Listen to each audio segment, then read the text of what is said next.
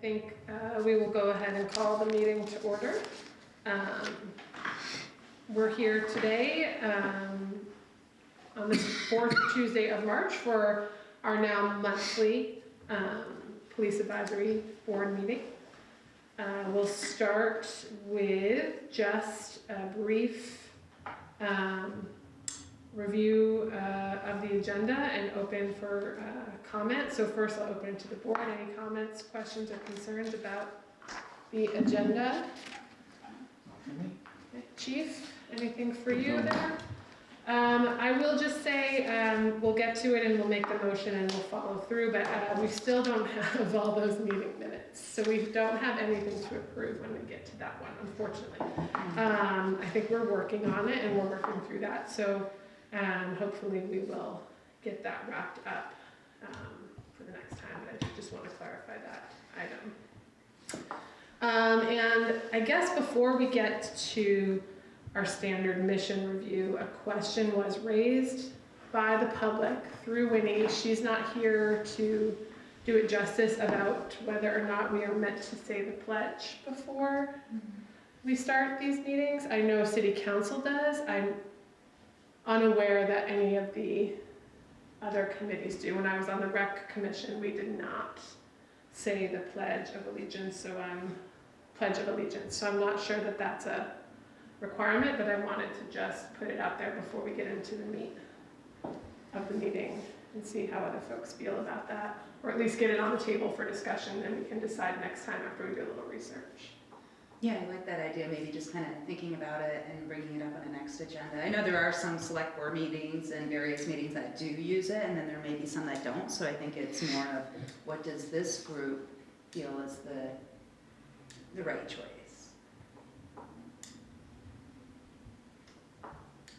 Any other? Yeah, I'm good with that. Let's think on it for a bit and then we can discuss. Yeah, I think it'd be good to research it and look into it. Yeah. If there's any bylaw protocols. My personal preference is to follow what the other committees are doing in the city, knowing that City Council has their own mantra, but they are elected officials, so it's a little different for them than it is for us as a subsidiary of them. So thank you for entertaining that conversation. And with that, I will open it up to any public comment on the agenda items.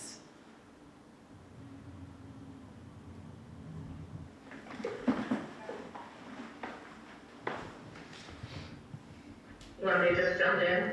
If you would, oh, was that you raising your hand? I'm sorry. I thought you were waving. I totally waved like I was on a parade route there. I am so, yes, Jen, please jump in.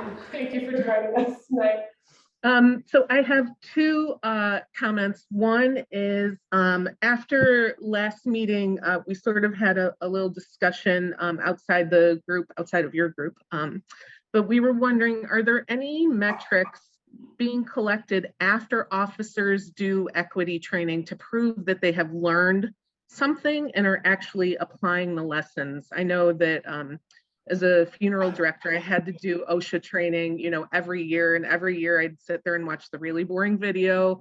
I'd sign the little piece of paper saying that I watched the video, and then I'd go about my business. And, you could ask me 10 minutes later what the video was about, and I couldn't remember a thing. So I just want to make sure that, if the officers are going through some equity training, that there's some sort of follow-up, that continues on to make sure that they're retaining what they learned, and it's not just like a questionnaire after the fact. The other thing that I wanted to say is that Autism Awareness Month is starting, and I am concerned that there will be autism patches sold through the police department that have the puzzle piece on it. And the puzzle piece is a thing that a lot of autistic people see as very detrimental to the cause. And without the input of actual autistic people, autistic adults, saying whether or not it's okay, I think that it's not okay. If you're not asking autistic people if it's okay to sell something in their honor, then it shouldn't be sold. And I personally don't think it's good. It implies that people are missing something that they're somehow broken, that there's something wrong with them, and there's nothing wrong with being autistic. It's a different way of thinking. It's not a broken way of thinking. So I would just like the police department to consider that before selling that. It's also a trademarked logo put out by a couple of different organizations that have some very like eugenicist ideas about autistic people. So keeping that in mind, you know, it's been just spread around so much, you don't always see the trademarked version of it. You see a lot of different ones, but that's, you know, that's who really pushed it and promoted it. And the preferred logo is actually a infinity sign with a rainbow inside of it. So if you talk to actually autistic people. Pretty much sold out now. Yeah, thank you, Jen. I will take a moment and just, because I think I can respond on both of them, but I will start with, and Chief definitely jump in, but what I saw on Facebook, and as I understand it, is that the patch for Autism Awareness Month has already been posted. It is the infinity circle with the rainbows in it, based on feedback that the group received last year. It's pretty much sold out. It's pretty much sold out, yeah. So, Chief, you can confirm that there will not be an additional one with the puzzle piece. Okay. Excellent, thank you. But thank you for raising it again, Jen, but I know that the group was very open when we received that feedback last year. So I'm grateful that the SAPD acted on that, and I'm glad to see that it's sold out. Pretty much, I think we had very few left as of 2 weeks ago. Yeah, I mean, I saw a lot of action on it on Facebook alone. I'm sure there's other ways to get it, so. And then I won't dive too much into it, but I know that one of the things that we, when we're talking about areas of focus for SAPD data, I know we talked at the last meeting about the training and some additional ways that we wanted to look at that. So I appreciate your feedback, and we will fold that into our discussion, absolutely. And I spent years in healthcare, so have very similar experience of all the mandatories, of writing all the mandatories, and knowing that sometimes you can go a little bit blind from them. So thank you for that. Any other public comment?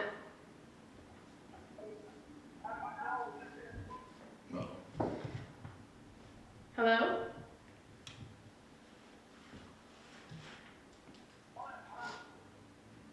So if there's somebody on the phone, just so you know, we can hear that you're unmuted, but we can't hear clearly if you're saying something.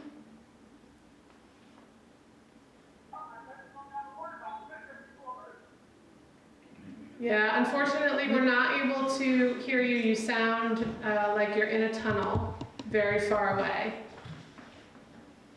So we'll have more public comment at the end, but there's also a chat functionality that if you are able to type into the chat, please do drop in that way, and we'll happily see your comment.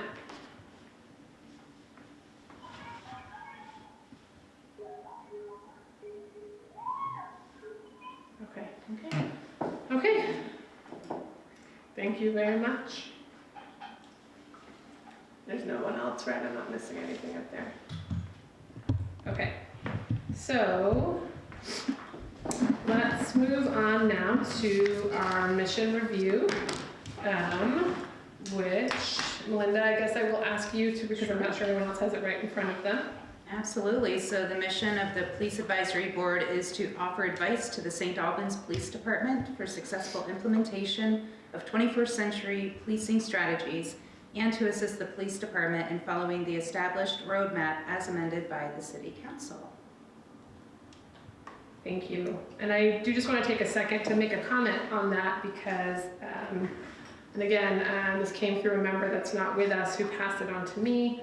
I know that there's been some feedback around what our role is as an advisory board. The question has been raised why we're not an accountability board. So attaching it to the mission component of our agenda just seemed to make the most sense. That, you know, our mission is exactly what it says there. It's not meant to be or up for interpretation. I do know that there was a lot of thought behind City Council's decision to make this an advisory board, not an accountability board.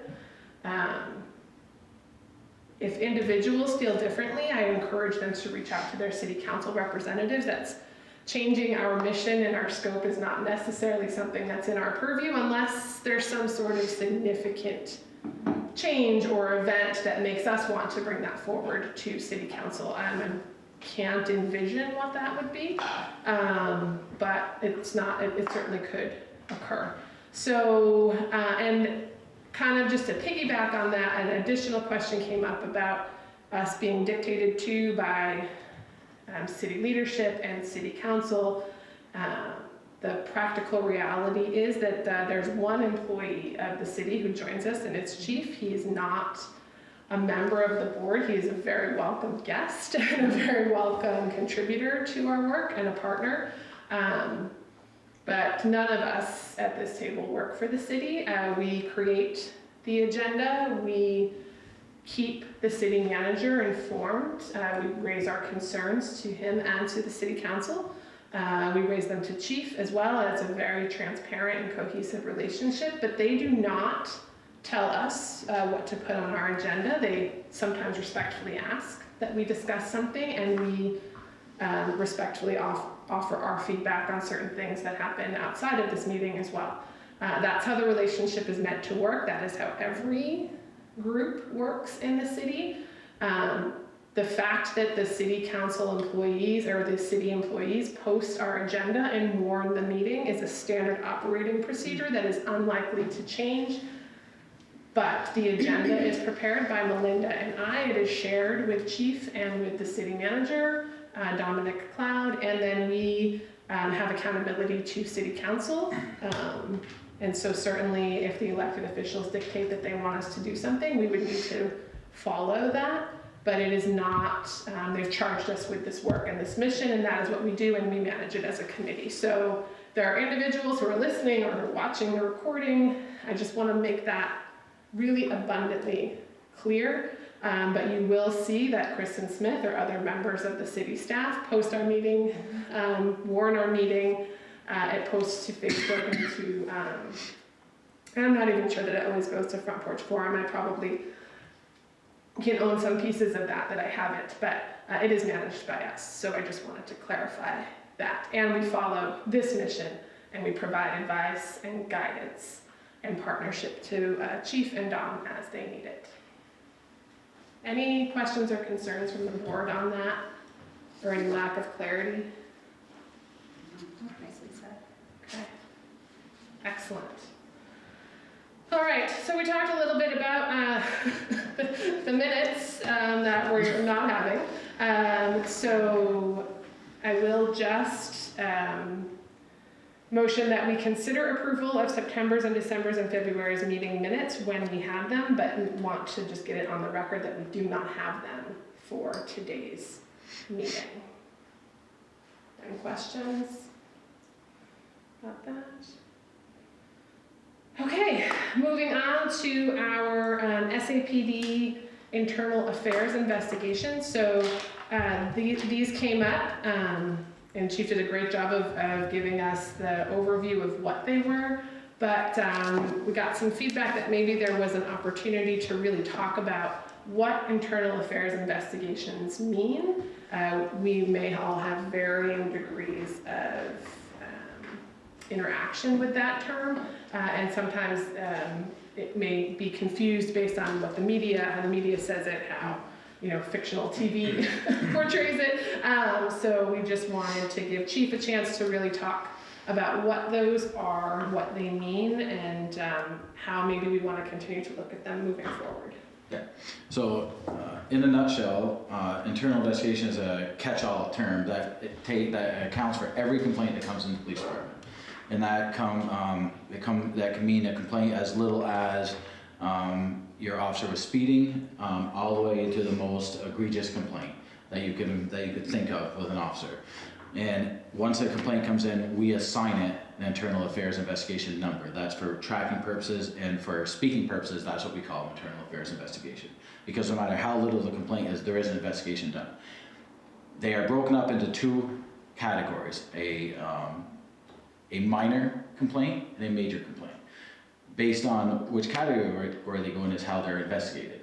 So a minor complaint, a speeding car, or somebody is rude to a person, but doesn't reach the extent of being unethical, illegal, likely that's gonna stay with an immediate supervisor, meaning a patrol commander or a sergeant for ease.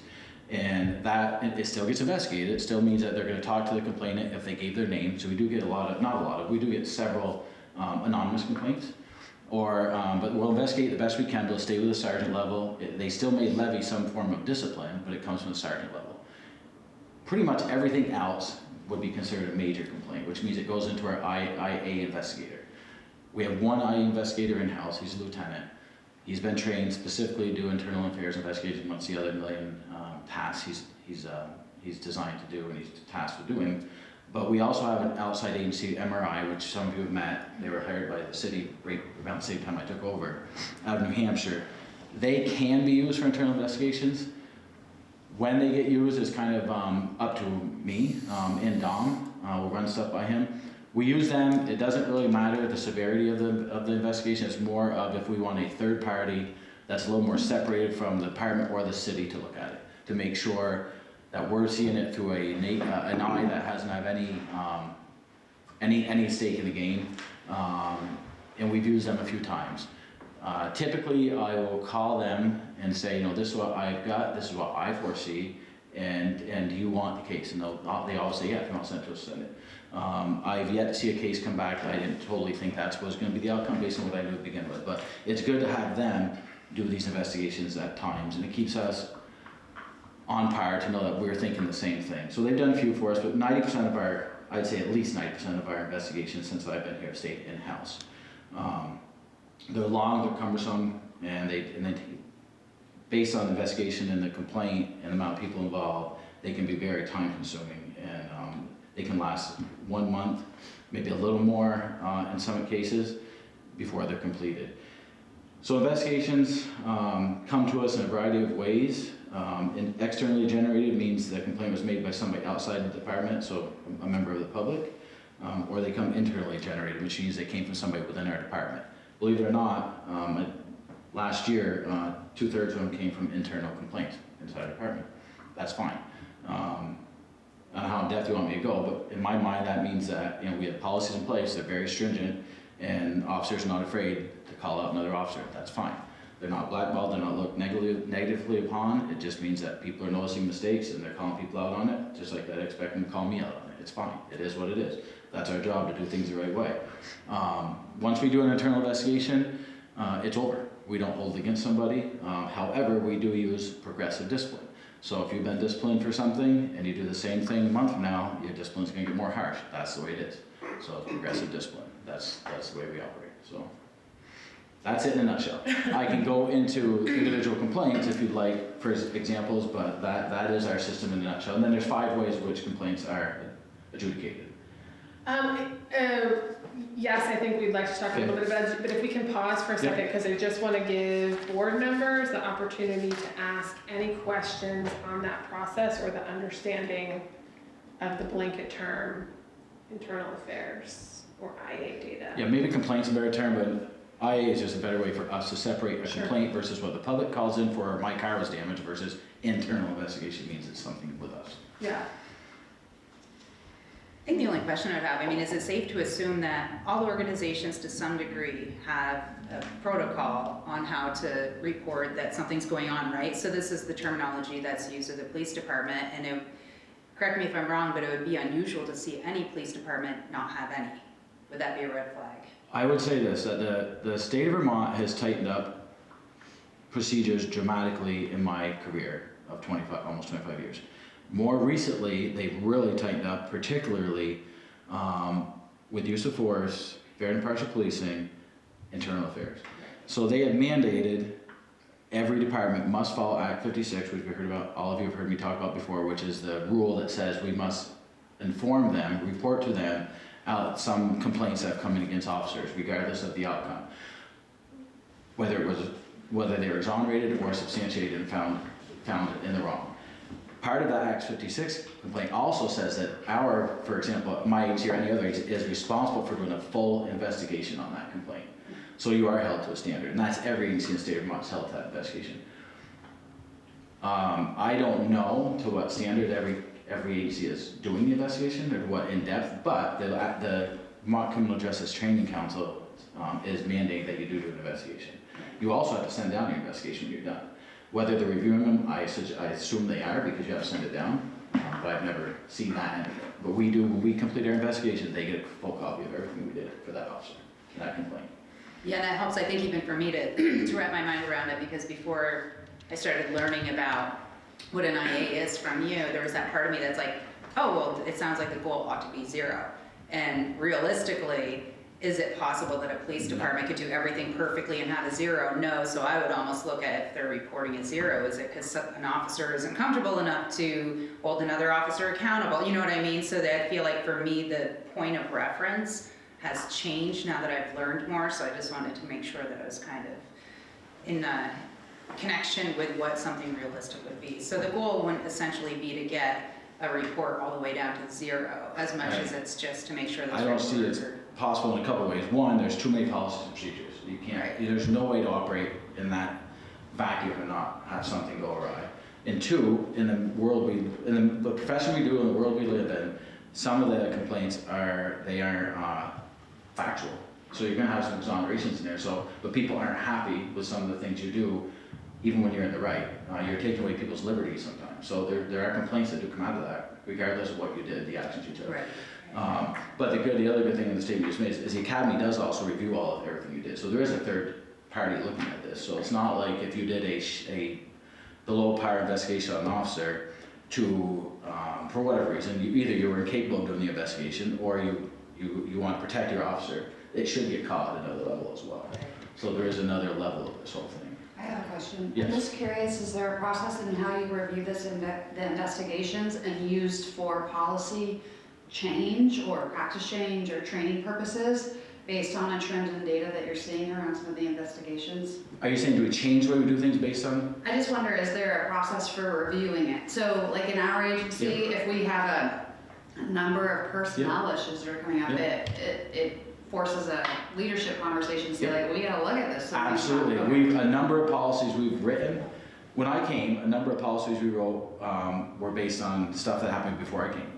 Since I've been here, a number of policies we've edited, revised have come from these, some of these, more or less 2 years, some of the complaints and what came out of it. If I give you the data of these, I think like there are 3 policy failures, meaning that they didn't violate policy. The policy failures are our policy was wrong. Our policy didn't address, they didn't do anything wrong, but the policy should have been written differently. I wonder if there's a way to capture some of that data, because I think that would be an opportunity to show to the public some of the work that you're doing to address some of this, and also to highlight the wins of how you are changing, just like maybe in an annual report, or we could, publish or produce something on your behalf as part of the board. Yeah, because there are definitely times that the officer operates in the old policy or then current policy, and we just realize after they did that may have been right, but it's not the best way to do it. So we adjust the policy so it then has a better best practice or more current best practice, and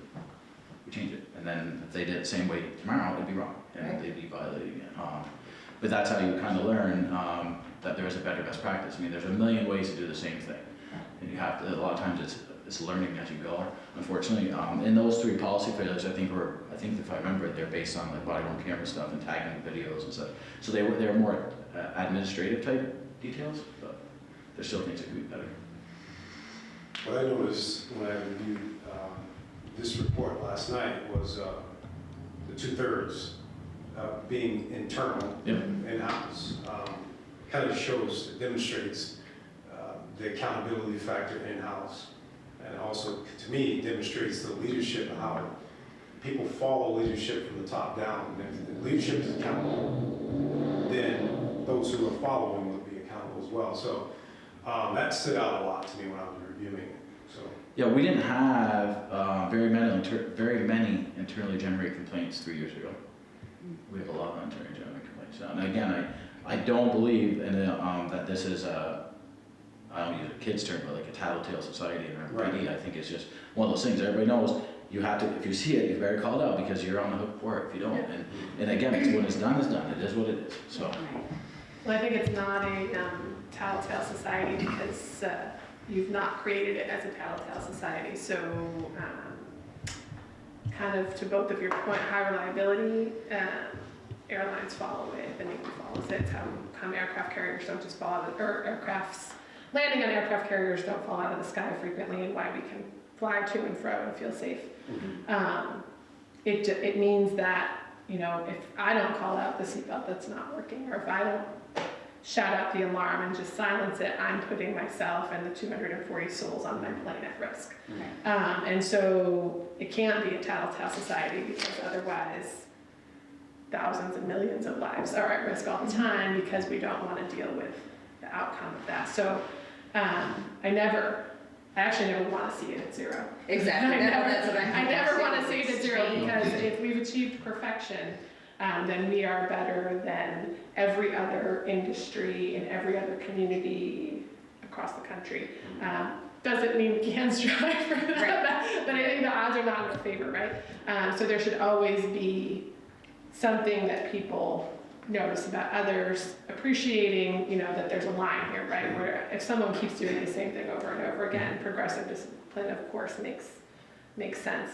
At the same time, I think what we heard in some of our survey results, the survey that we conducted, was that people felt like, oh, I make a complaint or I call somebody and nothing ever happens. But, you know, what I would submit to the nexus of the public is that no, something does happen, right? You might not always get the answer that you're looking for because it may not be that there was something that was done incorrectly on the PD side, but there is a process, there is a follow-up, and they are all acted on, and they are all reported on. So, you know, I think that from either one of those perspectives, we should not really ever see zero, and I'm glad that it's not a tattletale society because then that's just an expectation. It's an expectation that you come to work and you do things right, which if you go in with the baseline assumption that people don't go into this type of work with any other objective than to come and to do their very best to help keep people safe. If that's your baseline, then, you know, it shouldn't be hard for people to do that. And if it is, then this is not maybe the role for them. Right. And I think that's all demonstrated, you know, through this progressive process. Any other questions on that? Yeah. Thoughts? Yeah, go, John. I'm gonna try and get my word salad in order here. Is there, you talked in the beginning about the difference between what constitutes a minor and major complaint. Do you have like a written metric? We don't, because the problem with the minor complaints, like I said, it's very rare. It's rare. We do have first line supervisors take care of minor complaints quite often, but again, there's so few that would fall into that category. Like I said, the speeding cruiser or not using directional is probably the biggest one we get, and that's my experience with the agencies I work for. That's people call those in. The being rude we don't get a lot of those. Not returning a phone call, that's another one we get. I got voice message. But other than that, honestly, there's not a lot that go to that. Currently, we're having first line supervisors dealing with not tagging their body worn cameras. So that one, because we're such a tight timeline now, because the state attorneys and defense attorneys are requesting body worn footage all the time, officers aren't often tagging them as soon as they leave shift, because you used to have days, weeks before they request. We didn't have requesting the next day a lot of times. So officers are being held to that standard of before you go home tonight, whether you work 12 hours or 16 hours, you do court or tag all that video, which takes extra time, which they oftentimes either are tired or don't do it right away or think they're going to do it the first time as soon as they come in the next morning. So technically, that's a problem, and it's a violating of policy. So those right now, we're allowing the first line supervisors to deal with, try to get everybody back into the, we just rewrote this policy for that purpose of making it so they have to do it when they go home, before they go home for the night. So right now, that's an example of first line supervisors are going to deal with that one. Yeah. It's gonna be progressive though, and if it continues, then it's gonna go up to become a major one. But there's really not many minor ones. Right. Almost everything we look at gets kicked to the lieutenant, considered a major, because the problem is, anything other than those very few examples can start as what we might think is a minor complaint, like, hey, this officer I don't think this officer thoroughly investigated my complaint of a theft, we'll use an example. That may sound minor, but that can very quickly turn into an Act 56 violation for not doing a thorough investigation and could actually end up in dismissal of your job. Right. So so we're better off to divert those because you just don't know. So I would say minor, is there a list? No. But I'd say as soon as it comes in, the first 3 seconds of hearing a complaint, I can tell you if it's gonna be minor or major, and most likely it's gonna go in the major category. The reason why I asked that is, number one, I always think, when we're dealing with,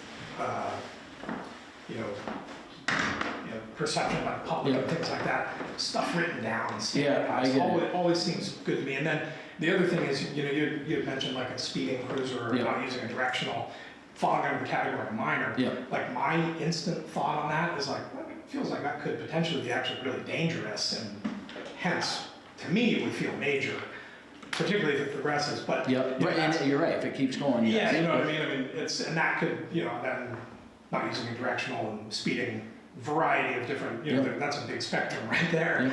But so that was my one thought, is like, it could be helpful to make some of that written down, so that there's no question of misplaced discretion or anything like that. But it's very hard because there's so few that come in that are clear like that. Like a lot of people that you get them on the phone and you start talking, or most of the stuff comes in either email or handwritten complaint, and then the lieutenant or a supervisor will call back and try to make contact if they're willing to talk and be like, can you explain this a little more? And like I said, right off you'd be like, oh, it's just cruiser number blah blah blah, and it was going down this road or whatever, and then you can tell that's all they have and that's it. So it's going to stay in the minor category unless it's really egregious. Right. Or you'll get the more detailed information, like, all right, this is definitely going to go farther than, it's going to take more than just a supervisor talking about this for 3 minutes and then talking to the officer and dealing with it. So to write it down, I mean, we could, but I don't think we'd stay in those parameters very often. I think we'd end up, again, end up in the major category.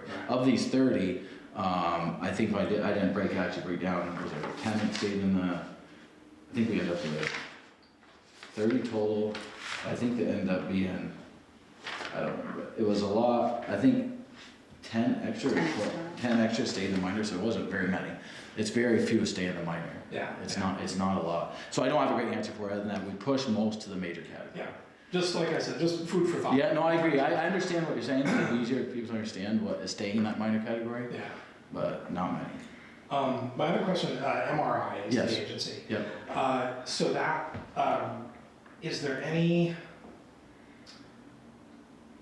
I know you kind of said that, if you feel like there's a particular case that warrants, a definitely, more separated eye on it.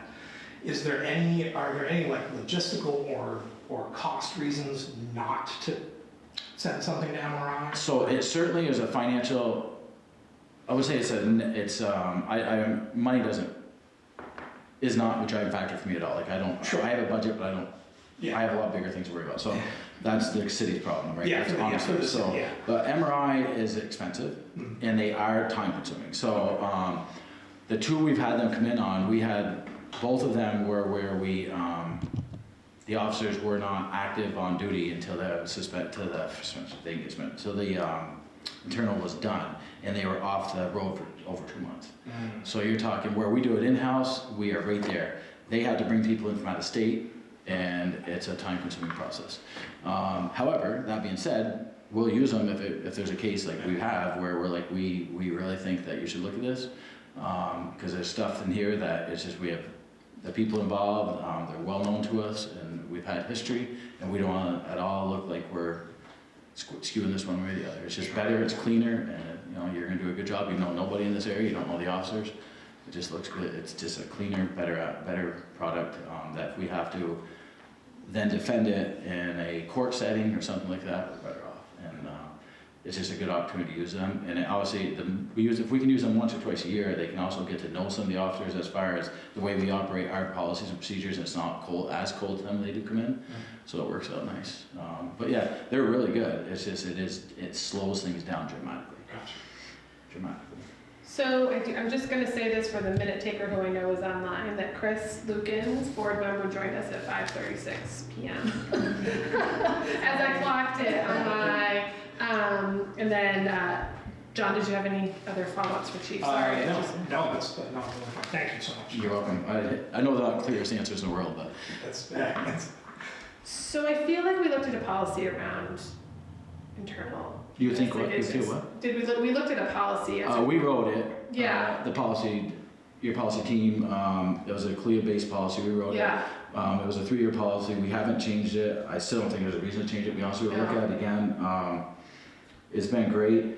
Our policy was sent down to the Criminal Justice Training Council when they were writing theirs. Theirs is very similar, they asked for other agencies that Sure. had good policies. sure. And then they put out one to the state that they could use, it wasn't mandated if you didn't have one, but Yeah. ours is very well done. Because I think the lieutenant makes the decision which way it goes, right? It's not. It's definitely a joint decision from us, yeah. I mean, him and I talk about Oh, it twice a year. yeah, sorry, but it Yeah. doesn't necessarily start with the supervisor. The supervisor. No. Yeah. The supervisor, as far as major, no. Yes. It Yeah. always comes to the lieutenant. Yeah, no, that, we don't give the supervisors. Every complaint hits the lieutenant. Whether it's minor or major, it goes to him Okay. first. Then he'll decide, he can decide if it's major or minor. If it's going to MRI or us, that's a decision him and I. Gotcha. Okay. Because I think No, the supervisor can't stop it, be like, Yeah. this is minor, I'm keeping it. No. Because I appreciate what you were saying, No, but I you also can't. appreciate the flip side of that coin. That once you put it in a box, you Yeah. own it. Yeah. For better or for worse, No, right? no. And so that can become tricky if you're No. going down the line a little further. So this benchmark system we invest a schmuck ton of money in time, is a really great system. And one of the things that allows is every complaint comes in, goes in benchmark, is typed in by the person who took it, supervisor sees it, and the lieutenant sees it, no matter what it is. And he then, that's where the decision is made, kicks it back in the system, hey sergeant, you take care of this. Okay. Or it goes forward. And then once it's done that, nobody else can see it from there anyway. The sergeant can't see it, nobody can see it except lieutenant and I, and the other 2 lieutenants. So, but it always hits that lieutenant level, and it can't Yeah. proceed until he decides which way it's going. So it can't be decided, it can't be dealt with Right. without that lieutenant giving it the okay to be dealt with. Which- And that can't be closed out either way till the lieutenant sees it yet again. Okay. If there was a decision made by the sergeant to keep it minor, the lieutenant agreed to keep it minor, sergeant made a decision how he's gonna discipline it, or not deal, the lieutenant can't be like, he can look at it and say, no, I don't agree with that, fix it. You know, it can't ever go unseen by the lieutenant level. And that sort of language lives in that policy. Yes. Right, yes. Yeah, lieutenant So- oversees it no matter what comes out of Yeah. that sergeant doing a minor complaint, lieutenant still more or less oversees it, he just doesn't have direct involvement. We want the sergeants to have some oversight Yeah. and some ability to discipline, and I keep using discipline, I don't mean to say that they're out there giving suspensions, that's not the case. But they should have the ability to talk to their subordinates Sure. in a training, educational way to fix a problem. It shouldn't always be discipline, it's not always discipline, but it can be just a training, educational way to fix a problem.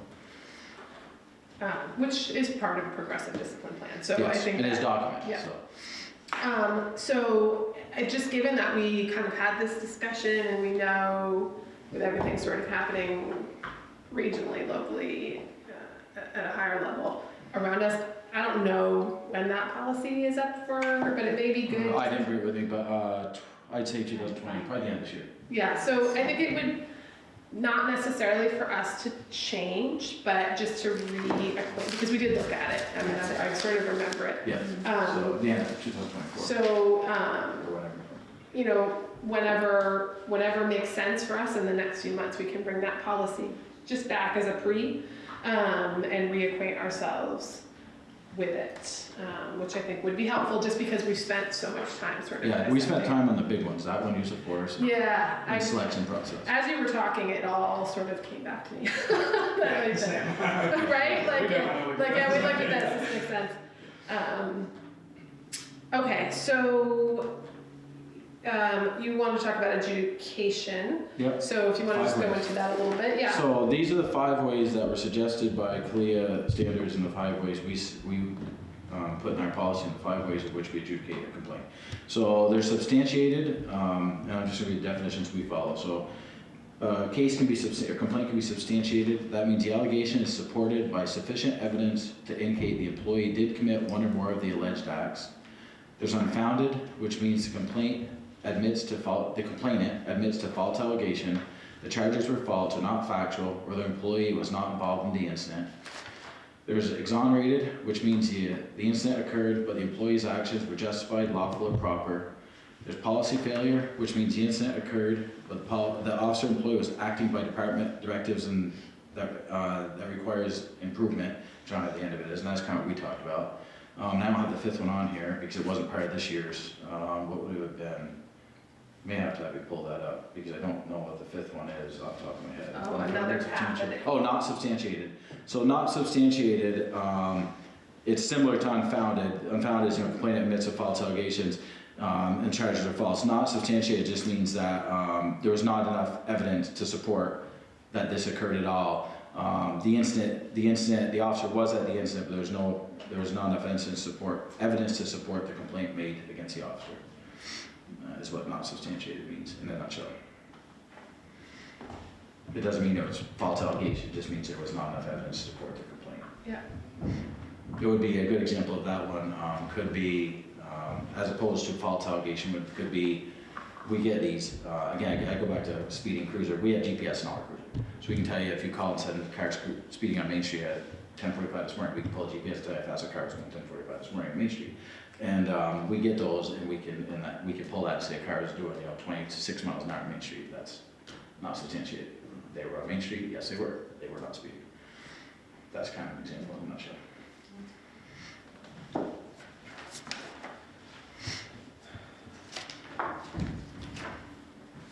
So just to wrap, I know we spent a lot of time on this with a little bit with intention, and we'll move through the rest of the agenda fairly quickly. I'm thinking that we could see this data more frequently, just because when we see it at the end of the year, it sort of creates a little bit of drama where I don't think there needs to be any in others, not necessarily in us, but I think just in general. The press tends to take that and run with it in a way that I don't think really makes sense. And so I would like to see this data with more frequency, but opening it up to the group for discussion. We could see it once every 6 months, or we could see it quarterly. Those are really the only sort of options that make sense from this point forward. I think it would be helpful to do it quarterly, because I do think this is part of the perception, and so if there are things that are shifting because of some of the training or protocols, I think it's really nice to highlight that this is something that is taken seriously and reviewed. Other Is that thoughts? easy to do? Pull it No. together for- Oh, I know. But I would say, I don't mean to say it like, I will do it quarterly. It won't be as in the pie charts and all that as much, I don't think, but I can have the data, I can have the case Yeah. numbers, I can have all that. I think that's It'll just be a narrative type thing. Yeah. So at the end of benchmarks, when we get benchmark down to a T, it's supposed to be able to spit all this out very quickly and very easily. We're not quite there yet. But yes, it's easy to get quarterly and have the information you want. It's just not gonna look as neat as it is at the end of the year. So we spent about a month getting that stuff together. Yeah. Yes. Yeah, just by Yes. summary. Absolutely, we can do it quarterly and have it, yes. And we can just. And I'm actually trying to keep up with it as we go, so that when you want to have a log running, so it's a little easier than Yeah. me doing it for a month at the end. Yeah, yeah. Because it's just not spitting it out like we hoped it would yet. Yeah, I thought about that too, because I know we've talked about like the frequency, and there's that part of me that thought quarterly's great, and Yeah, then there's the other it's part fine. where it's like, okay, but how much time do we want to pull off of other duties that need to be done just to try to get data? So I love the idea that it's not super expensive to get the data. Yeah, no, I can do it and like this. It doesn't have to be pretty, right? Yeah. So if that's not a challenge, then I No, like the it's idea of not. quarterly too. Just no. No, that's not a problem. So we would look at that sort of like, it would end up being next month, but you're not going to be here. I am not gonna be here. So, If you definitely need it next month, I could have somebody else here potentially. Like one of my lieutenants should be working nights on Yeah. that night, unless they have something that came up during the day, like today, both my work days, because they had stuff they had to do during the day for me, so it couldn't be done next year, but. I mean, I think we can maybe talk that through a little bit outside of here. I don't know that we have to see it right in April, but then I, would want to see it in May. Ideally, Lieutenant Kuchar would do it once, just because he does them. Right, yeah, that's what I was Because he thinking. kind of tell you the ins and outs of, like, I've never done internal affairs investigation, other than at sergeant level when I was at my last job. I know how they work, definitely, because I review them every, too much, right? But he could actually talk to you maybe a little bit more about the training. He just had an updated training, a 6-week training he just did. He just finished it last week. 6 weeks, it was a couple days a week for 6 weeks. He just completed, so he can kind of give you more of the national trends too, maybe. I don't know what the training was, I just know he says one of the best trainings he's had. He just completed it, so. I mean, I would love to have him come for all the reasons that you're saying, and I know we've also just talked about including other individuals to be able to join us here so that they can feel like they're part of the process and vice versa. So if that works and it makes sense for April, Yeah, great. if you send me the date, and I'll see. Okay. I know he's going to Florida for school break, so I'm not sure if that coincides with that week or not. End of April. He's Yeah. gonna be in Florida. It might. during the school break. So but let's just plan on it for May then. Yeah, Because maybe we need to talk about whether or not we'll even be able to have an April meeting. But let's talk about it for May, but if he's able to come and join you or come and present, that would be lovely. Okay, any other discussion on this one? I know we spent a lot of time there, but I think that was great. Thank you so much, Chief. Okay, moving on to law enforcement hiring practices. So, just gonna ask Chief to give an overview of the hiring practices at SAPD and his understanding of what the expectations are. Then we can ask him some questions, but just gonna say this very clearly. This is practices for the St. Albans Police Department that you're able to speak to. You can't speak to other agencies definitively and what they do, but he can speak to what the expectations are from a state perspective. So I just want to make sure that that's clear and on the record. It feels like there's a dog about to come running in from somewhere. He really doesn't want to talk about the hiring practices. So Chief, if you can just give us kind of that quick overview, and then maybe at the end we can just talk a little bit about where we're at with hiring right now. So our hiring practices are, it's multi-stages, and I think it probably is fairly similar throughout the state, but I can't speak for everybody else either, but the agencies I work for is pretty much the same. But first thing that has to happen is somebody has to put an application that shows that they're interested. Once we receive an application, we'll reach out, we'll review the application, and we'll do a very quick, very surface level background on them, which is very, it literally is just running their name in the systems we have and see that if this person could join the force based on what little information we have right there. If that's good to go, then we will make contact with them and we will invite them for an oral board, which none of you have been on our oral board. So our oral board is made up of, you've been on one too, haven't you? Okay, so we have a 6-person oral board that's made up of 4 people from the department, which is the different levels. It's lieutenant, sergeant, patrolman, and dispatcher. And we have 2 people from the community. One hopefully is from the police advisory board. Linda's done it, and Winnie's done it several times. Then we'll get somebody from the community that, most of the time we get somebody that's a business owner. This last time it was Steve that owns 14 Star, who happened to do it last time. So there's 6 people that sit on the oral board. They're predetermined, pre-made, CALIA style questions. The applicant comes in, they ask the questions, they're graded by the 6 individuals on the board. Their grades are totaled at the end, and then we review the grades and look at and get the synopsis of what the people on board thought. Would they make a good police officer, and why, or why not? If the review is good at the board level, then they go on to the next step. Next step is a polygraph. We require a polygraph in our agency. Little trinket here, in the state of Vermont, if you're a level 3 certified officer currently working at another agency and you come to us, or come to Andover, you do not have to have a polygraph. Again, we require a polygraph. So if you come to us, I don't care if you had a polygraph last year with whatever agency, you're going to get another one to come to us. So they get a polygraph. If you pass that polygraph, then you go on to the next level. For us, which is a background phase. Every one of those is done by MRI. We pay them the big money. Those are very expensive, and they do a very diligent background. So they're very good. The reason we don't do them in-house, we did them until I came in. MRI became involved because it's very time consuming.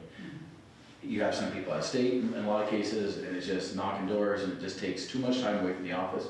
And you're better off to have a third party do it that can send 2 or 3 people out and get it done. They take anywhere, I've seen some come back in a month, I've seen some come back in 2 and 3 months. It takes a long time. So that whole process from application to in, it took a year for me to get my first agency. We are right now, they're crunching them much better, especially to tell MRI. We need it yesterday because the academy's coming up. 3 to 4 months is probably a timeline. So it makes it all the way through, and there you have somebody that you now make a conditional offer on. If they accept, then they now have to pass a PT test to enter the academy. If they get through that, there's no more entrance test for the academy as far as written tests. The academy did away with that. If they make it through the PT test, then they have the MMPI, which is the psychological test. If they make it through that, then they can now enter the academy and they can be hired by us. That's it in a nutshell. And so you, if I worked for VSP in Montpelier and I wanted to come up here. Yep.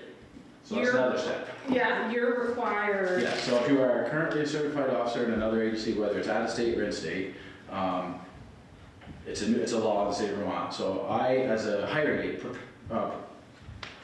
the potential hiring agency, I have to have the applicant fill out a waiver form that allows me to ask their current employer or past employer, whether they work there now or worked there 3 years ago, to release any and all of their personnel file.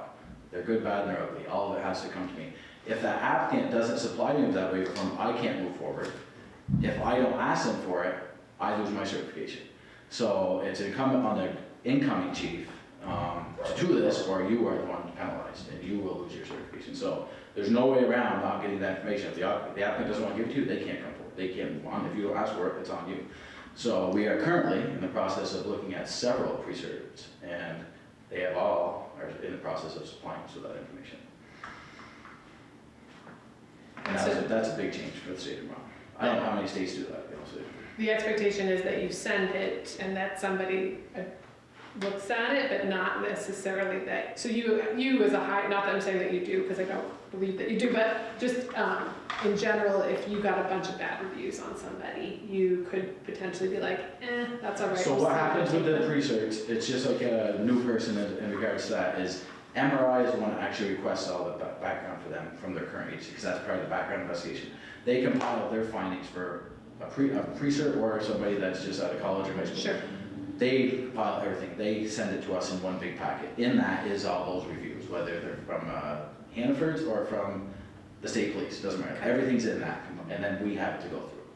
And at the end of their background, they put a final letter on, this is what we found, this is what we, not a suggestion, not a recommendation, but this is what we found, good, bad, and they end it with that. And then we make our determination from there, but everything's in there. So the potential exists then, just sort of thinking about, lots of, it's a buyer's market out there right now, right, for people, but if someone were to no longer be employed for you, you have an obligation to send We just did. the honest facts to the next person, and the next person then is obligated to have that, and whether or not they hire them, regardless of Yes. those reviews, is on them. That's absolutely accurate. So we are, the onus is on, in this example, we just had an officer, a past officer request all the information from us.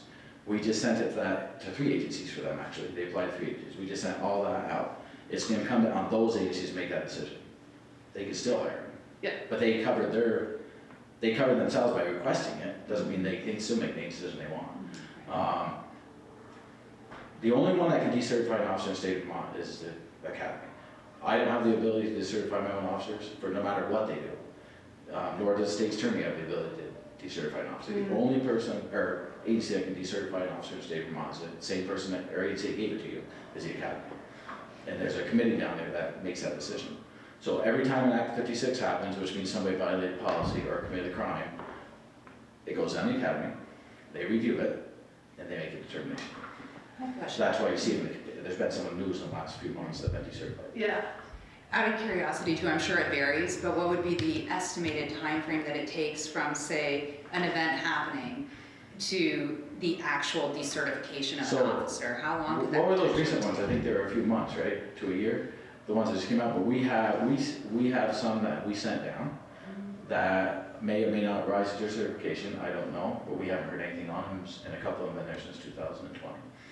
So that many years, I think that's what, yeah, I was curious. But I don't know if it they're gonna actually- raise their certification, probably not, but we haven't heard anything on them yet. I don't even know if we would, that's a question we haven't been answered yet, would the agency, if they're no longer employed by us, which they are, we may never hear what's happening, because maybe we don't have a right to. Right. They're no longer Got here, it, okay. so they're not. I have officers in my office that we have sent stuff down, minor, they're policy violations, we have sent down. We get response back saying, we have received this, we have looked at it, your investigation is sufficient, your discipline is sufficient, you're good to go. So they are reviewing them. But as far as decertification ones, I don't know the timeline. It's no secret to everybody in this room that we have an officer that used to work for us years ago that has been charged, convicted. We haven't heard anything on that On case. certification, okay, I gotcha. don't know, but that doesn't mean he hasn't, I just don't know the answer to Well, that. that person wasn't in the ones that made the news for decertification. I don't. No, No, we don't know. We talked about this in our agency. We don't know the outcome of his certification, and I just don't know. Yeah. And maybe we won't. Again, Right. he hasn't worked for us for years, so maybe that's not something we're privy to. That's helpful to know. But should he reapply? Oh, yeah, but yeah. That would come up, right? The Yes, guy- absolutely. So, my understanding is, again, that's a whole point, one of the points of that is if they were happen to be bold enough to apply another agency somewhere else in the state, and that agency does the right thing and asks for training records, they're gonna find out that, or ask for the background, they're gonna find out this person's not even certified. So, And if you're certified, can you be law enforcement? If you're not certified, only in one agency. You could be an officer, you can be a sheriff. You can't be a deputy, you can be a sheriff and not be certified. the elected official. Correct, the elected official. So otherwise you need to be certified for standards. You have to be certified. It's not alarming at all. It's alarming. Yeah. Thank you for that. tip. Yes. As clear as mud, right, on the timelines, I don't know. Yeah. Right, I think that they just started this committee, I'd say about I could be off on this, so don't quote me, but I think it's about a year ago. A new committee to really try to push through some of these right. reviews, and I can tell you that we're getting responses back quicker. Okay. But I know there's the old ones, the ones we're not seeming to get back. But again, those officers haven't worked for us for years. So they could very well have the answer, we just don't know. Yeah, part of my So- thinking too was like, let's say that an event happened and it's a year and a half later and that officer is trying to work somewhere else and it's not seen yet because they haven't even been decertified yet, and then they get hired on and then the next month they're you know what I mean? So Yeah. it's kind of like that, that's a big Yeah. gap, so I'm happy to hear that they're kind of shortening that They are gap. definitely It's- shortening up the That's response. great to hear. Yeah. I think the academy's headed in the right direction, trying to get this under control. Because they started this law in 2018, July of 2018. You had to report all these to the academy. Prior to that, there was no standard for an agency doing an internal investigation and reporting it to anybody. It Right. was kept in-house. So in 2018, they made this big change, and now you're going to tell us what you're doing, which is great. But I don't think they realized, holy crap, now you got a lot coming in. Yeah. Now what are we going to do with it? Right. So they're catching up. That's helpful to know. Do you feel like our representative, just because he's on that committee or chairs that committee, was just on the news talking about something related to law enforcement decertification? I don't know if he's trying to move a new bill forward. I'll have to go back. Maybe I'll just reach out to him since he's our representative and just ask him if he can provide some clarity. Do you know? You talking about Mike? Yeah. So I just testified down there about certification, but nothing to do with decertification. So he might know more, but he was talking about the hours required to remain certified. But he very well could have something to do with that as well. Okay. But the bill he had me testified on covered several things, but there's nothing about actual decertification. Okay. All right. So I might have just caught. I caught the news story kind of. But that doesn't mean he's not. He may have a lot more information than I do on that. I don't Yeah. So I think the main thing here is that a lot is happening around us, and so I wanted to just kind of get it on the record what the process is that Chief follows for SAPD, knowing that we have very little control over, zero control over really what happens in other agencies, but that he is sending that information to the appropriate places if there are issues or concerns. So as different things pop up over the next several months, we may revisit this, but we've got it on the record now. Any additional questions for Chief on that process or what that looks like? And just in general, I know, we've certainly talked about the move to the town. taking that under the contract in 2024 and needing to ramp up hiring, as well as trying to hire the embedded crisis worker. Any updates on any of that? So we have several people in the process of the hiring process, several people in the hiring process that are different stages. So as the stage I just explained, so we have, I think we're at 7 that have made it through the oral board that are either in polygraph, meaning they just went, or actually one's in there today, either just went or are waiting for their appointments. So, and we have 3 that made it through the polygraph, I believe it is, and they're in background phase. So we're in good shape of those 7. I mean, if I'm a realist, I would tell you that my experience tells you that, 50, 75% maybe make it through all the phases. And that's just what it is. Nothing against anybody specifically. I mean, nobody here knows who any of those people are anyway, but Right. that's just the reality of this process. So I think we're doing good with numbers, but we need more. So we're gonna push again after this phase, these people get through the phases. The academy starts in August. My goal would be to have at least 4 in that academy. Okay. That 7 number, that's for officers, or are you including the embedded crisis worker? Officers, Yeah. Any movement on the No. crisis worker thing? No, I'd love to sit here and tell you we have 6 people in.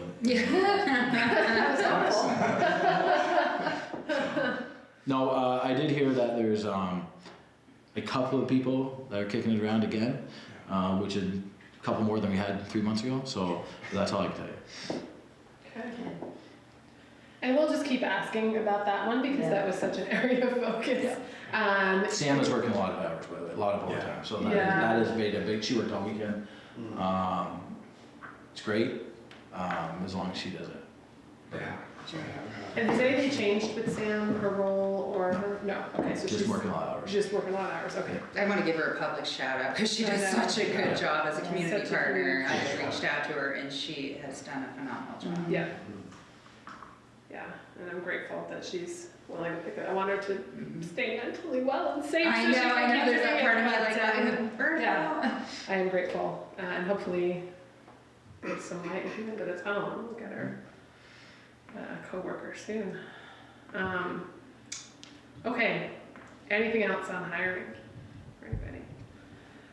All right, so let's move into our areas of focus. Looking at some of the 2022 data, I have a terrible feeling I shorted us of data when I sent out the packet, but you definitely have stop and use of force, and then you had the previous set of data the previous time. And I know, really quickly, I'll just say out loud, one of the things, and it came up in public comment too, was we know that the training is happening. How do we get a better understanding of what that training looks like, and how do we measure that as a committee? So that is something that I would like us to try to look at over the next few months in partnership with Chief. And now I submit to the floor other things, and 2 or 3 things, right? We're not trying to gobble the universe here or boil the ocean. We just want to look at a couple of things this year and then figure out what we keep looking at in 2024 or shift to something else if we feel good about what we looked at.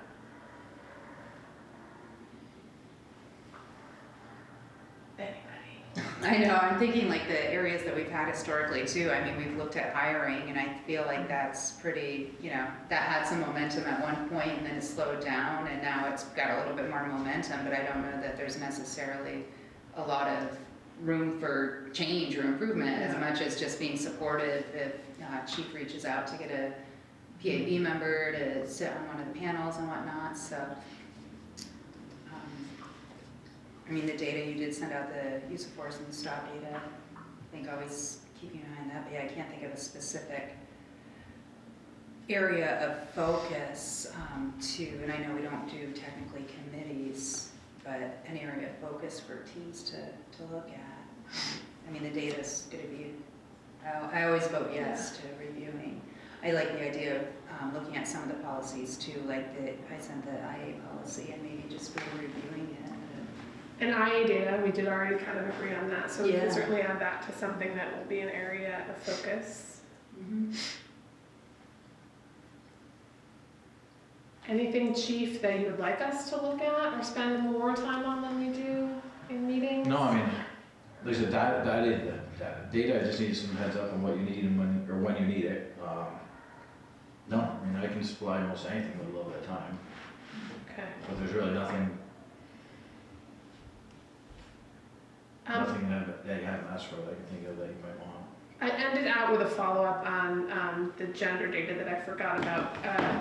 Only females and males are listed here. Are there additional options for? For which part? For use of This is force? specifically for response to resistance. Yes, no, if we use of force, there is a checkbox. Okay. If we have a use of force that is used, a force that is used, a person that's not male or female, then we will check the box. And we'll put Okay. on the data. And so it just happened that in 2022 Correct. that did not occur. Okay. Correct. And is that true for stop data as well? I'm just. That I don't know. If it's not in the stop data, then it did not, but I don't know. I'd have to look at that. I mean, 'cause all I really concentrate on is just force, to be honest with you, when I was reviewing everything.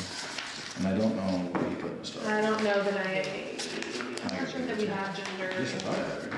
Stand by. You might have sent it, I just don't. Yeah, the stuff, I have a little, it was in the packet.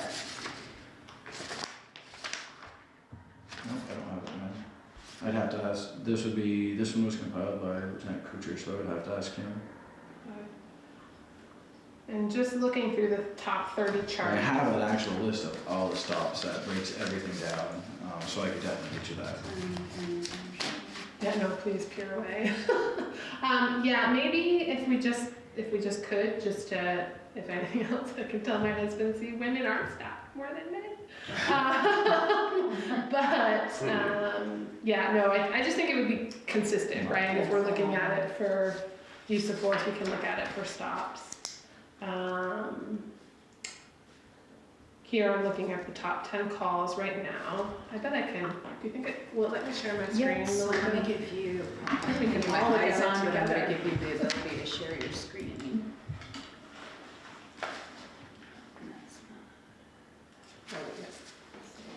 See, Multiple, there you go. we're gonna see ourselves for a second, and I really apologize, because oh no, maybe we're not. No, if you, once you do your share screen, there you go. Haha. And I'll make it a little bigger, just hang tight. Okay. Oopsie, that was a little too much, sorry. I got a little overzealous. So, these were the top 10 types of calls in 2022.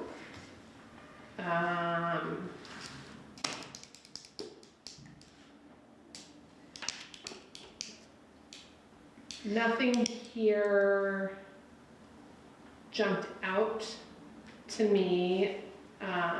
Agency assist, I was looking at that too. yeah, it Yeah, seems That's low. restraining orders and, Just restraining. well, no, three, the description, restraining orders, mental health calls, DCF, and law enforcement agencies.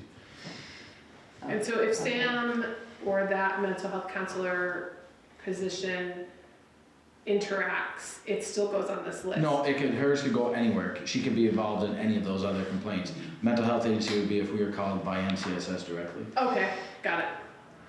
I guess more importantly, if she ends up interacting, it doesn't come off the list. I think No. was more what I was getting Yeah, at. so starting this year, we actually just had this discussion in the last couple weeks. She's trying to get another checkbox on our reporting system so she can track not just when she goes, but when she goes, no matter what the call is. So we have a separate breakout for her just for funding purposes. So she's looking at other grants, and one of the things to show exactly how much she's being used, because right now we're not tracking it well at all. Right. Yeah. Yeah, that's a good one. That's great. Do you still feel like the data with the agency assist is like, still, I know there's a vacancy, but do you still feel like there's a huge need beyond that like this is taking up time that you should not be involved in? With Sam, you mean, or in general? In general, So the agency assist, I'd love to say we're never going to serve restraining orders and Right. go help DCF, but there's no way around it. Right. Somebody's got to do it. I've been pushing for years that restraining orders should always go back to the sheriffs. Their civil service is primarily what their job used to be. And we serve, any one time on our screen, which shows every call that's pending for us, we have 3 to 5 restraining orders waiting to be served at any one time. It's nonstop. And we'll go try to serve it 5 times, 6 times, 7 times, people either aren't answering the door or aren't home. Those are, and it's 2 officer delivery. So those are very, very time consuming, and I'm not faulting anybody for getting them or not getting service because people have lives. But those take a lot of time. If there's something and we've been, like I said, pushed that in my last agency, like why are we doing these? DCF, I'm not a big fan of DCF going by themselves to a lot of houses. Yeah. So we need to go. So that is what it is, but that stuff takes a long time. Are no trespasses part of your restraining order? Trespasses we don't serve many trespass notices now. We push them back on people and on the public. So if a store calls and said they caught, we use Ace because they're across the road. If Ace calls and said that, I just caught John stealing something, wanting him trespass, we'll go serve a trespass notice while they're there. But if neighbor A wants trespass on neighbor B, we'll tell them to do it themselves. We do not have to be involved in that. There's nothing changes in the legality of it for us serving it, whether the neighbor serves it certified mail. It doesn't change the thing, so there's no reason for us to do those. Yeah. But trespasses at stores we do, because the person's in the store and that can sometimes turn volatile. You've done a few for a hospital too. Yeah, right, yeah, exactly. That's with one too. Agencies, yes, agencies will do, but Okay. agency assists, 306, but most of those, I'd say if you broke them out, I would say most of those are restraining orders or DCF, and then of course other law enforcement agencies. So the directed patrols, Yep. what is that? So that is, you called and said that somebody's speeding on my street, then we'll go down and spend some time down there. And every time we do that, we punch a case so that if you call back next week and say, I never saw an officer, we say, well, in fact, we were there 7 times. Right now, majority of those, if you ran them, would honestly probably be at the parking garage because we're getting so many issues at the parking. Every time an officer goes up there, we're punching a patrol. So again, we can say, yep, we were there this time. But those are usually in response to somebody needing presence somewhere. But the juvenile problems, are those outside of DCF? Yes. Can you explain a little bit? A lot of those parking garage. The vandalisms, mostly vandalisms. They're the juveniles that are, again, the parking garage, they're spray painting, throwing stuff off the roof, destroying the elevator. Or it could be even a problem, a fight, but they're involving juveniles. And they were called in as that. The juveniles they're on Lake Street throwing bottles of cars and they go wiring, like last night, something like that. Yeah. Do you break down locations as your? No. Well, we have it in that case. It always has the location of 911 call. But it's the not 911 map. discrete. It's not for us to break them down like on here. I probably could search them out that way, but every call is assigned to the exact location. It's mapped by 911. Well, they don't have to call 911, but it's mapped by 911. So if somebody calls and says, I'm at blah, blah, blah address, it puts it exactly like that. I might be curious down the road to talk to you more about that, just because I know with everything that's going on with the pandemic and youth mental health, sometimes these behaviors are a result of many things going on, and is there a better way that? Yeah, we lost a lot when kids were not in school, Yeah. and we're still recovering from that. Because a lot of kids never went back to school. Yeah. And during the day, you can see kids walking all day long, and I'm not sure how much the schools are doing truancy, but that's not our issue, and we're not doing it, so they don't call us even. It's not like that. It's getting better. It got better this year than it was last year. But last year there was as many kids outside school, I think so was it. And this year is certainly better, but still a lot of kids are not in school. Yeah, schools are overwhelmed with truancy, particularly with adolescents. Yep. So. Is it? I don't know that it's an area of focus, but is it some sort of report that we can break out at the end of a period of time to just? Can I think about that and figure out what would be helpful? Yeah. And it would also be. It'd be helpful to know what data you actually collect regarding the juvenile incident. Yeah, it's mostly people call. It's calls like that, like yesterday. We had 2 separate calls. Like first, the kids were throwing eggs at cars on Federal, then they're throwing bottles at cars on Lake. Those are calls we get. It's constant. Parking garage is constant. We just hired somebody specifically to work in the parking garage because it's just non-stop. As a hangout place, and it's between spray painting, urinating in the elevator, smashing the buttons, breaking the windows, and the patio, the sliding doors.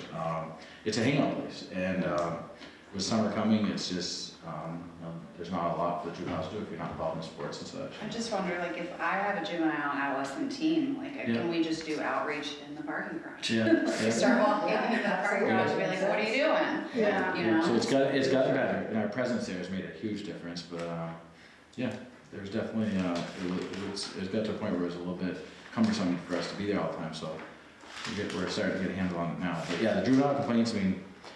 it is what it is. There is a lot in St. Albans that get called in to us. Well, and we know when juveniles don't have a lot to do, drugs and alcohol become another choice.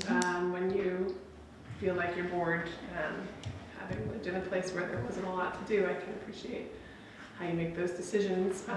So if we've got that problem in an area that actually has a fair amount to do, maybe that is, was something that City Council pointed out. They were concerned about the number of drug-related deaths that you had reported on. So maybe that's a more downstream place that we can look at. Because if we're looking at the deaths, we're probably too far upstream to make a difference. So yeah, Danielle, do you mind sort of thinking about that? And then for May's meeting, come back and just see if there's a data point that we can look at. It's likely 2024 to actually talk about action items, but at least we can get the ball rolling on it for now. Okay, I'm just gonna flip this up really quickly down to the top third of charges. I don't know, I mean, yeah, there's lots of stuff on here that you're like, hey, but I'm not sure that there's anything that we needed to specifically look at, because all of these, as I worked through them, were, real crimes that you would call police for if you saw them happening, right? If I saw a simple assault happening, I would likely call 9. Yeah, most of these are, other than the arrest on warrant, but most of these are reactive calls. I mean, the arrest on warrant, we could have seen them walking or driving, but likely could have came in contact with a lot of these at a call, but I don't know the specifics on them. Disorderly conduct was the only one that sort of, not raised a red flag is not the right term, but that's the one that can get press in the sense that someone is unwell, maybe they've had a little too much to drink, and then somehow the situation escalates, and the next thing you know, there's an interaction that nobody really wanted from the beginning. And so that there is a fair amount of disorderly conduct. So I don't know if it's worth just kind of breaking those down, particularly knowing everything that's happening locally, knowing that stuff from the past always finds a way to bubble back up. Might be nice to talk through those a little bit. Presumably if it starts as a disorderly conduct and goes to something else, does it change on this list, or is it still a disorderly conduct? Well, you can be charged with more than one thing, right? So disorderly conduct could also include violation of conditions of release, which I'm guessing some of them do. The arrest on warrant, some of them probably do. Disorderly conducts often start with a bar call. Typically, not always, but a lot of times it start with a call from one of the establishments. Or two people that are fighting, and that often goes down to disorderly conduct rather than simple assault. Okay. So maybe that's some data that we can do a little bit of a deeper dive on. I don't know how far you can break things down or what. The only way I can break it, I would have to pull the disorderly conduct cases and then just kind of paraphrase what they were. Or is there a way to bucket them, like disorderly conduct in a bar, disorderly you can see where they were. Yes, absolutely. Yep. Not necessarily something for May, but it just may be worth having a conversation around. Or maybe is there a way to know if a disorderly conduct ended with a use of force? Is that an easier? That's a good question. I don't know. I mean, I know what all use of force is by date. There's probably a case number associated with the actual case number of the complaint, or the PD case number to cross-reference it. I'm not sure how benchmark if it's able to search it that way, but if it's not, the only other way is just when you open up each disorderly conduct, if there's a use of force, it'll be in that case anyway. So once you read it, you'll tell it's in there. So you can definitely tell by reading the case disorderly conduct if it ended in use of force by just doing it that way. So it's not like it's all that hard. I don't think there's a way to quickly search it. Let's put that Sure. The goal is not to make a ton more work, but just to try to have some, even if it's ugly data, just to have something to kind of discuss so that we looked at it, especially because it's the second highest. It's probably easier to just look at resisting arrest and then find out where those came Yeah. And I would be comfortable with that data. How do others feel? Yeah, same. Okay. All right, anything else for this one? So I'm just gonna recap it if we don't have any other thoughts. All right, so we've already know that we're going to look at internal investigation data quarterly. We're going to look at, potentially look at juvenile data, although Danielle, you're gonna get back to us with maybe a specific crosswalk on that, so we might not get to that until June or July, where we're actually looking at that data. And then we're gonna do a breakdown of disorderly conduct. Again, for May or for June can be our target date for that, so that we give ourselves some time. I'm missing something. The stops for male, female, other. Ah, yes, Oh, the the gender. gender for stops, yeah, thank you. I didn't write it, I wrote everything else, that's what happens. So that feels like a good kind of place to start and have meaningful conversation around some of this data. Any further discussion on that? Okay, great. So that brings us to public comment, but before I did just want to give any board members an opportunity, because I think Chief will probably step out for this public comment, but before he goes, I wanted to give board members any opportunity to make a comment or share any thoughts with Chief before he heads out. Have a nice trip. Yeah, exactly. Yeah. Thank you for coming for the information. Thank you. It Yes. is nice out there. And thank you very much, Chief, for the discussion tonight and for the work on the IAs and clarifying some of that for us. I appreciate it. I'll talk to you before we go anyway. It Awesome. won't be for a few weeks. Okay. Thanks. Not that it's counting. Okay. Any other comment folks want to make from the committee before? No. Okay. I'm good. Anyone from the public like to make a follow-up? Oh, the education and training. We wanted to look at that too. To put it as part of, yeah, the overview. to The look at metrics, create yes. some metrics and find a way that it's being Yes. implemented and utilized, yeah. Yes, okay. Yeah, I can show it's effective. Are people better off to go to training? I think Paul is our minute taker. I You hope still don't- got it before you officially. I opened know, up for before I public officially comment. moved, okay. Now. But we'll open it up for public comment. And just unmute or raise your hand if you'd like to make a comment.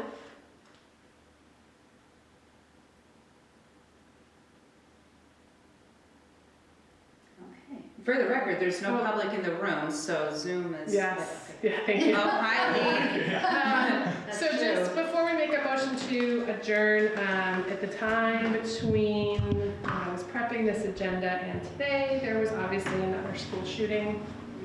I think there's been a couple more, way more than I would like to count or know, even in between the times of our meetings. And I have been committed to saying it out loud here because we have to say it somewhere and we have to keep saying it until we recognize that something has to change in our country, because it can't be okay to send your kids to school and feel like you're rolling the dice on whether or not they will come back without a bullet hole in them. So I do know that I get a fair amount of personal feedback from individuals that, feel like we should talk about putting SROs back in the school. I'm not making a comment on that right now, other than to say that that isn't in the purview of this committee. That is within the Maple Run Unified School District Board decision.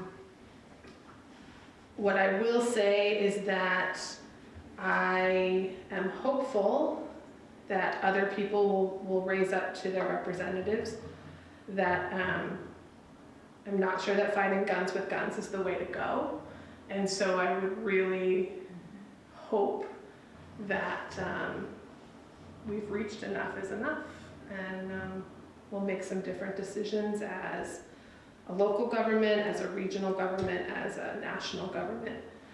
to protect our kids, but I wanted to just get that on the record. So please do direct your concerns about the Maple Run School District to the Maple Run School Board. Those are your elected officials. It is not a discussion that we will have here. We'll leave it at that. Thank you for that. All right, well then I will look for a motion to adjourn. I will make a motion at 6:30 on the nose. A second? I'll second. All in favor? Aye. Thank you all so much, and have a great month, and we'll see you all in April.